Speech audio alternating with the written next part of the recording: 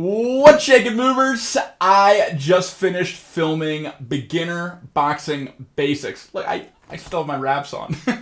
I did this for all those aspiring chess boxers that's been hit me up in my Discord, that's been popping into stream, maybe those New Year's resolutionists chasing healthier habits. It is just the very boiled down basics: how to wrap, how to get in a stance, footwork, the basic 6 punches, straights, hooks, and uppercuts, how to string together some combinations, how to shadow box. All of that will be covered in this series. This will be the intro for all the videos, and let's just get into it. Let's go.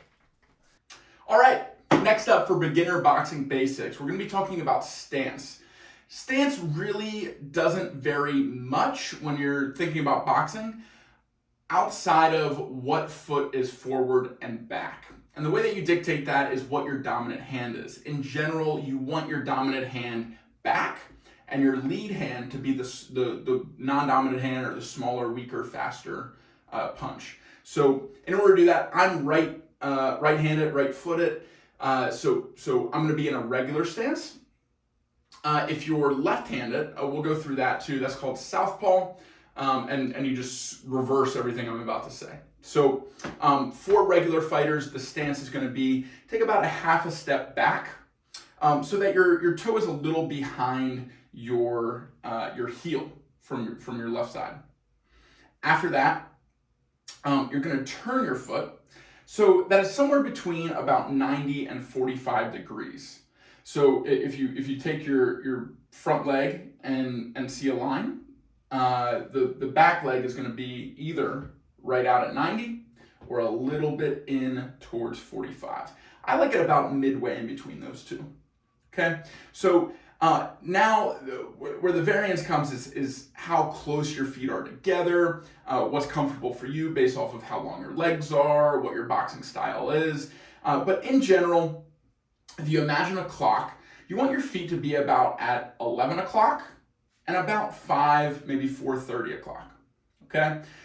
You want to have a slight bend in your knees so that your knees are over your ankle for your lead foot, and so that you're able to be fluid and relaxed in your stance. You don't want to be super straight, locked out knees. Really easy to knock over, really easy to predict your movement with that. So a little bit of bend, able to kind of rock back and forth.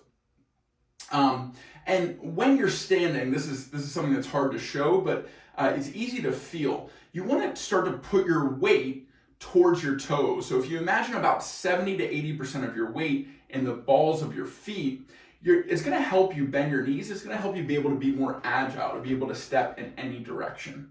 Okay, we're going to cover footwork in the next video, but for a base stance, here we are, left foot forward, right foot back for a regular stance. Slight bend in the knees, weight in the balls of your feet, able to move in any direction. And now we're going to talk about hand placement. So for a regular boxing stance, the way that you want to start out training, not the Floyd Mayweather baiting counter punch kind of style, Philly shell, not super out, ready to counter and have a little force field around you. Just for your base stance, you want to have your fists clenched, but not super tight. You want to leave them a little bit loose. And you want to have them in between your chin and cheek. With your fist between your chin and cheek, you're guarding not just the scoring area with your head where you can kind of peek into your turtle shell here. You're also using your elbows to be able to guard most of your scoring area for your body. Okay? So when you're in trouble, having it trained in your mind that you come back to this base stance, ready to defend yourself, is a really good thing to have. You don't want to obstruct your vision. So you don't want to have your fists over your eyes. You want to have them right below so you can see out overhead and be able to react when you need to. Always coming back to your stance after you take a step, after you throw a punch. So here's a regular stance, and I'll run through it really quick for southpaw. So the same exact progression. Take about a half a step back, toe just behind heel, rotate foot out to about 90 degrees, somewhere in between. Space out the feet so you're about 11 and 5. The opposite is true for southpaw, so now you're at about 1 and 7. If you're imagining you're standing on a clock, slight bend in the knees, weights in the balls of your feet, guard is up, fists are in between your cheek and chin, so that you're ready to either defend yourself or throw a punch or defend your body and your head at the same time. Cool. We got stance. We're going to be moving into footwork next. Footwork comes before punching. You want to know how to move around, get away, set up punches, feint punches. So stay tuned for the next video. We'll get right into it.